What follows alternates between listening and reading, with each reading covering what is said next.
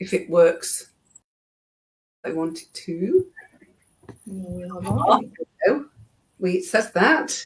I'm just going to check. Hello, everybody. Anybody? Nobody's joining us at the moment, but that's absolutely fine. This is our first live together, so we are happy not to. Happy to just. We're just going to go with the flow, aren't we, Sarah? We are. Welcome. I am just looking to see whether or not we are actually. I can't see it live in my. On the Facebook. Are you in the Facebook feed? Can you see it there on my page? Don't know where it's going live to. The Akashic Records. That's where it's going live to. Oh, there we go. We're there. We're there. See it? Yes. I've got it now. I can see it. Perfect. So we are live. This is good. This is good. That's the first step. Step one, check. Perfect. So now my volume just turned off. My phone suddenly decided to work. How bonkers. Okay. We are live. Wonderful. And someone's watching. Someone's with us. So I'd love a little love heart or a thumbs up or a hello in the comments, something like that. If you want to stay anonymous, that's perfectly okay too. So here live with my lovely friend Sarah today. Hello, Sarah. Hello. How are you feeling about doing this? Excited and a little bit nervous, but that's good. That's good. Yeah. So I'm Kat Wilton. This is Sarah Crossman. We both live in Somerset, actually not very far away from each other. And we have both in the last year and a half for me, it's coming up to a year for you, isn't it, Sarah? Yeah. We have both cleared our Akashic Records of the core negative blocks. And we'll talk about that a little bit more in a minute. And what we really wanted to share, or what I really wanted us to share, and Sarah agreed to come along, is that we want to kind of share what's happening to us now post clearing, because this is the most important thing, isn't it? It's about how can you live, well, for me now is how can I live a soul-led life? How can I lead a heart-centered life? Heart-centric, that was a phrase you came up with yesterday, wasn't it? Which is lovely. Heart-centric life, living from love and not fear. And, you know, being able to manifest things in a simple way without holding any attachment to the outcome, which was certainly not something I was ever able to do in the past. So we're just Sarah and I, usually we talk on the phone, don't we? A couple of times a week, and we drop messages to each other on WhatsApp about what's coming up for us and what we're, you know, asking each other for guidance, and also just talking through our own internal guidance that's coming up. Do you think that would be a fair assessment? Yeah, I think it's about, you know, sharing the process that we're going through, because it's a journey. It's not an end destination. There is just a journey, and it's being able to share that with like-minded people, like yourself, Kat, that, you know, that's just a lovely relationship. Yeah. And it's an unknown journey, because there aren't actually that many people. Hey, Helen's here, our lovely Helen, who actually it took us through our clearing process and trained us to be practitioners. So hi, Helen, it's lovely to see you here with us. Because it's kind of like a little bit of an unknown journey. I mean, certainly there aren't many people that have gone through the process that we have gone through. And it's like, what does life look like on the other side of that? Because it isn't you do this and then you move on to something else. You kind of have to start feeling your way through it a little bit, don't you? And seeing what comes up for you in life and how you would have responded maybe to it in the past, and how you can maybe change. You can definitely look at changing your responses going forward so that life's smoother. I mean, there are always going to be challenges, but just smoother.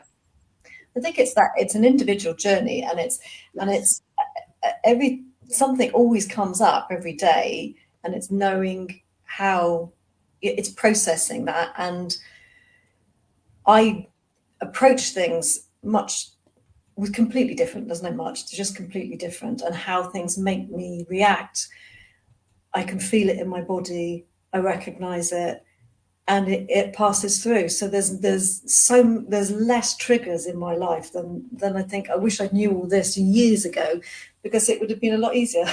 That's all I can say. The journey was a lot easier. Well, you got to go through the tough stuff, haven't you? I saw a great image actually on Facebook today that somebody shared, and it was kind of like this little seedling with a lightning storm over it and rain, and then saying, "I don't want this. I don't want this." and then the other side of the screen was the sun had come out and the seedling had grown, and it's like, but maybe I needed it. Yeah. So it's going through those things, isn't it, on a journey of growth and discovery and raising consciousness and ascending. I mean, all of the stuff around planet ascension and the human ascension is on my radar, but it's not something I delve into deeply. No, I think it's almost like taking yourself out of the mire, and and the fog clears, and you see things for really what they are, and are able to deal with that much easier. I think that's it's very interesting when you look back and you see how you were to how you are now, how you used to react to how you react now. And I'm very vocal in terms of, in my family, if something feels like it's triggering me, I just, I just feel triggered, and I can be open about it. And it's okay to feel triggered, but it's just being open about it and having that conversation with yourself, and bring me to bring the family along with me a little bit on the journey. So it's And we do have very different journeys, aren't we? Because you're married and have 2 children. I'm single. I have a horse. My horse tends to be he's my soulmate for this lifetime. I think that's what I chose. I used to worry about being single. Did for a long time. Well, how come I'm not married? How come I don't have children? What happened?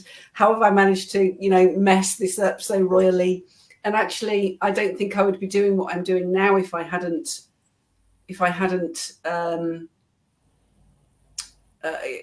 stayed single. I mean, obviously, I've had relationships and long relationships, and a lot of them very tumultuous.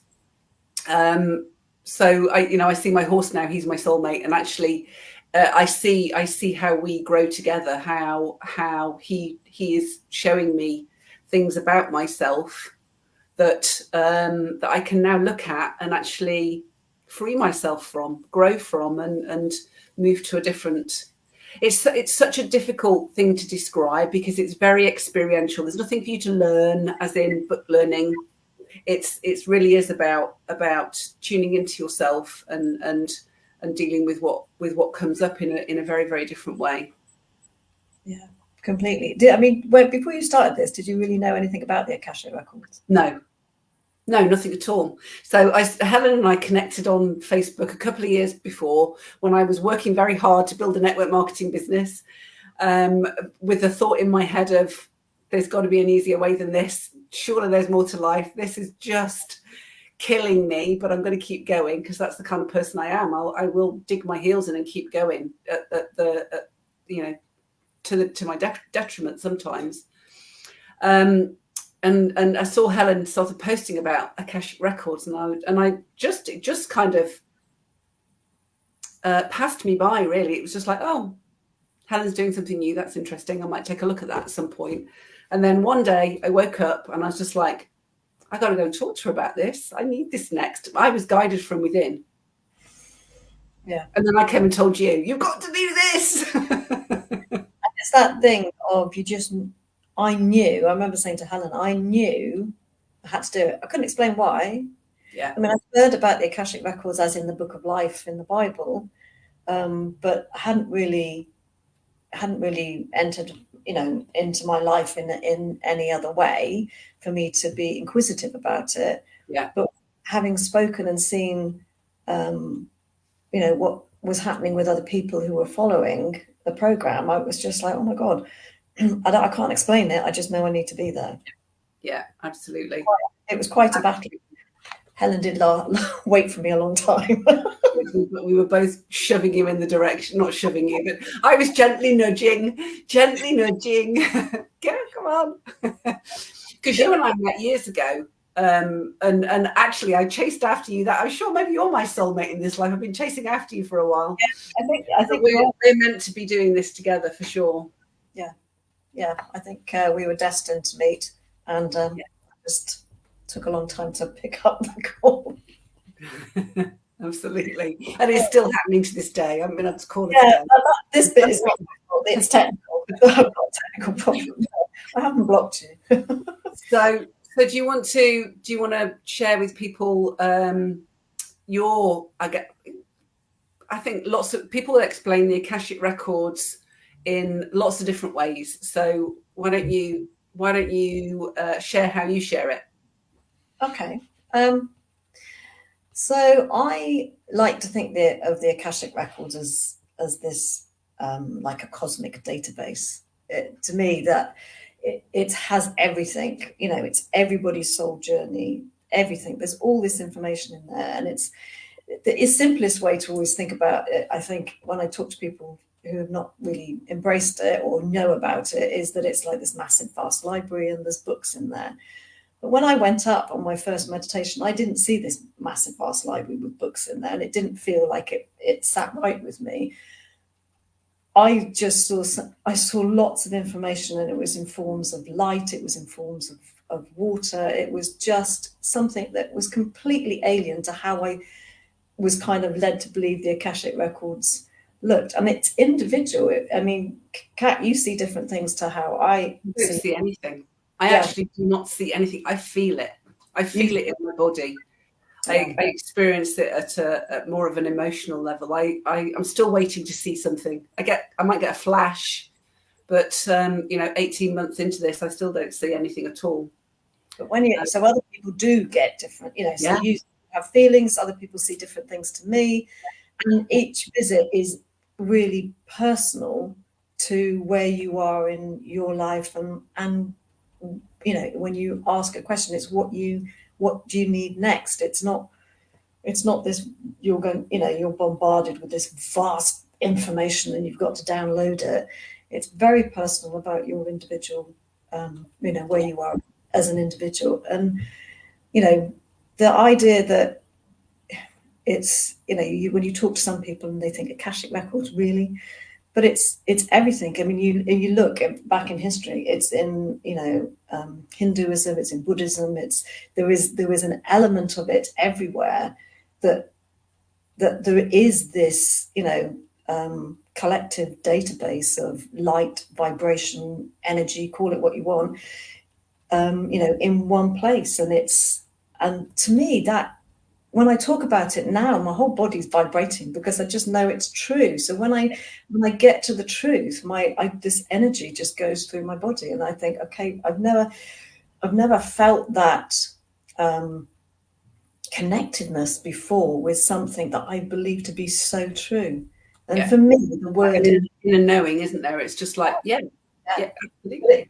And that journey started really when I knew I had to do work with Helen. I knew it. My brain, the 3D version of me was just like, was kind of stuck, which is probably where I was just stuck in my life, in how I process things, how I felt triggered, how, there's lots of things that you can bundle up in that person that was previous, who was completely different now. I mean, I can hear it in my voice. I said at the start that my voice, my voice changed too. Yeah. You kind of look in the mirror and see something different as well. Every time I quite often, can look in the mirror and just go, oh, you look different today. I couldn't tell you why I look different today, but I just look different today. Yeah, that's very. And it's that I think you were saying there that your 3D self was stuck. So you're kind of like your physical body, your brain, your nervous system. But you could hear your soul. That's basically how I look at it. It's the wisdom of your soul coming through. But it can be difficult to get past the chatter that goes on in your head that stops you from doing these things, that talks you out of it, that tells you that what a load of old rubbish, or that can't possibly be right, or I can't, I can't, I can't spend money on something like that. I mean, that's just bonkers. Yeah. And it's that woohoo, isn't it? Because you used to go, oh, that's a little bit woohoo. But actually now it's like, woo-woo, not woohoo. Mine's woohoo. So but I say, bring it on. Bring it on. Absolutely. And I still have my my left brain computer person sitting on my shoulder saying, really, what are you doing? I'm just like, oh, well, you know what, you're not allowed to talk anymore. Well, you can have a say if you want to, but I'm sorry, but I've moved past that now. When you find your voice and you're talking to other people, and there's part of me that just pulls back a bit and goes, what the hell? And it comes out because you go, I'm not really bothered. I'm not about convincing anybody else. No. The days of network where you felt like you have to convince everybody what you were doing is right. Absolutely. I don't mind now if people don't come on board with me or don't want to do it, because the right people will come to me anyway, or we will connect. Not come to me, we will connect. And there are people out there that are, really looking for something, or actually may not even know they're looking for something, but there's just it's all about that connection. And my big word, I'll probably say it a million times, is I feel connected. I feel connected to the earth, to Mother Nature, to the universe, to the energy. I feel connected. And something happened over the last 2 years with my energy. I said that at the beginning because I'm a reflexologist by trade, if you can say that. So it's about hands-on and feeling that energy. And my treatments just changed. And I thought I was going a bit nuts because this energy is just to come through and up and down my body. But now I realize, I was being guided and wasn't listening and didn't tune in, and it took a bit more of a knock on the door. Yeah, and I don't even know if it's not listening, it's you're listening to it. It's just not knowing what to do with it. It's kind of like, well, this is a bit weird. Where is the person that can tell me what this is about? Exactly it. Well done, Kat. That's exactly it. Definitely. And for me, I've been being pulled. It's almost like I'm being pulled along in a direction, and I've for someone that's very left-brained and an ex-computer programmer, I was going on this journey. I didn't even really know what was happening to me. I think I sleepwalked through the beginning part of it. I just kind of went with it.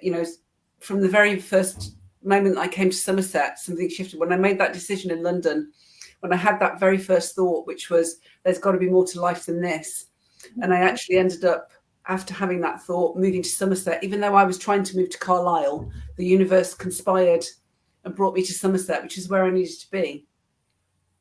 And to just be kind of drawn forward and just keep, I think I said something this morning, it might have been in my own head, it's almost like this breadcrumb trail has been laid out for me and I'm just following it. It's like, what's the next breadcrumb that's the next piece to do? And, this breadcrumb that Helen dropped for me with the Akashic Records, I had no idea what I was stepping into at all. And yeah, I also describe it as this kind of vast quantum library. I say not cosmic, but quantum cosmic doesn't really matter. And that it holds the history of every time our soul's been incarnated, either on this planet or on another planet. That might be a little bit out there, but if you've heard the term starseed before, and that it's almost like, putting my computer head back on, it's almost like it's an archive of your subconscious from each lifetime, all the crap and all the good. We want to keep the good, obviously. We want to get rid of the crap. All of those patterns and programs and limiting beliefs that have been created through choices that are not in alignment with our soul, with our original soul blueprint. And it's almost like this archive of every lifetime, all of the blocks and programs and they're stored up there, and we actually energetically tap into that in this lifetime. So we get that out of the way, clear that out of the way, then you can kind of start recreating yourself. Yeah, and That makes sense. Yeah, that's beautiful. It's the idea of clearing, and that just gives you permission. And we've always had permission, but we kind of just get all this. You said breadcrumb. I think it was more like a boulder for me, but it was just, now I feel like, well, I'll just do anything. Yeah, absolutely. And not chasing. I mean, one of the biggest I mean, the biggest thing that this work has given me is inner peace. And before, I used to struggle with anxiety and guilt and feeling lost and feeling alone, and I'd get these kind of dark periods, if you like. I mean, I never thought of myself as depressed, but I actually, if I look back at myself then, it probably was a form of depression. I mean, it wasn't certainly functioning, that's for sure, but I'd go into these periods where I feel really low, and I just kind of close the doors, turn the phone off, and eat movie-sized bags of tangy, cheesy Doritos and watch crap on the telly.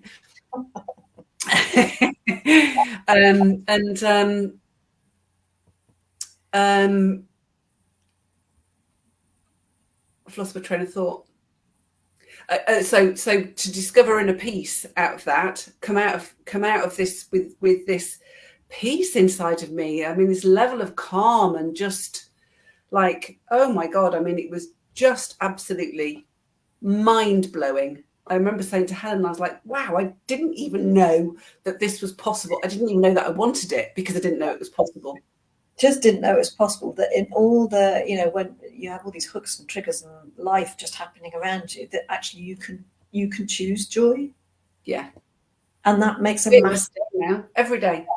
Yeah. Just wake up. If something comes in, like I had a bit of a moment this morning, and it's not to say that you're not going to have these triggers, or you're not going to have life come into your space, but it's that thought of, okay, I can see what that is now. I can see, or if I feel it in my body, I can feel it. What is it? Okay.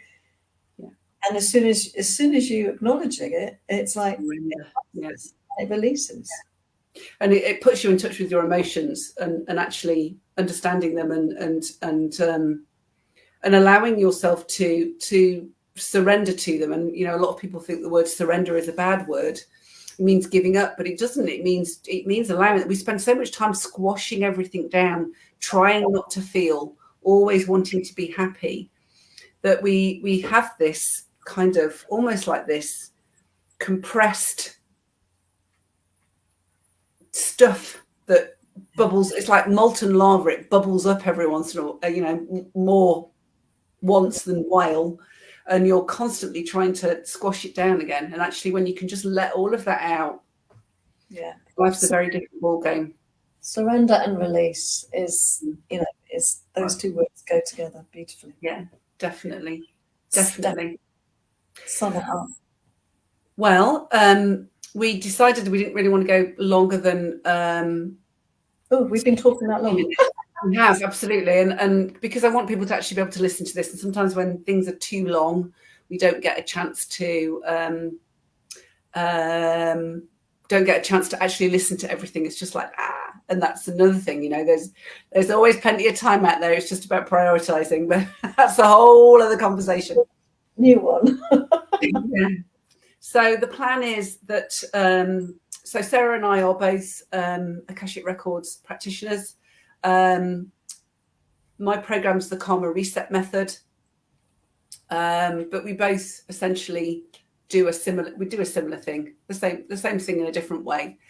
So we're going to be going live every week. We're going to alternate through our business pages, and then the week that we're not live, then what I'll do is so next week we'll be live on Sarah's business page, and I'll share the recording over here. So we'll be doing this every week. Next week will be the same time, 1 p.m. on Thursday, and after that we're going to figure it out, because that's as far as we got with our diaries. So anything else you want to say before we wrap up for today? No, I don't think so. I feel blessed that you're in my life, so thank you, Kat. I feel blessed that I've met And Helen also, yeah. And the journey that I'm on, and all I would say is if anybody's listening to this and you're vaguely interested and your heart is pulling you and you're not quite sure why, just take some steps. It's very easy. Yeah, absolutely. I'll put a link below. I offer a free 30-minute call to have a chat. I call them a Karmic Reset call. So we can talk about what's going on in your life and how this might be the next step for you, if it is. So I'll drop that link below, and that's definitely would be the next step. Otherwise, just tune in next week. Keep hanging out here, and get in a little bit more dribble. And when you're ready, you'll know you're ready because you'll take action. That's what happens. For sure. So if anybody's got any questions, then write your questions in the comments. If you're watching on replay, please put in #replay so I can see who's watching on replay. If you want to stay anonymous, it's absolutely fine. I do understand. It's just nice to see who's listening, who's that I'm kind of in the right ballpark with the stuff that I'm putting out that's catching your attention, that it's something that you want to look at. So thank you so much, Sarah. You're welcome. We'll do this again next week. Yes. And, yeah, I think we'll leave it there. Yeah? Yes, perfect. Wonderful. Right. Okay, everybody, thank you so much for joining us, and we'll see you again. Another coffee club in the 7th dimension. Maybe with coffee next time. It's 1 o'clock. It's not really coffee time for me. It's more water time. Yeah, hence the time. See you all later. Bye.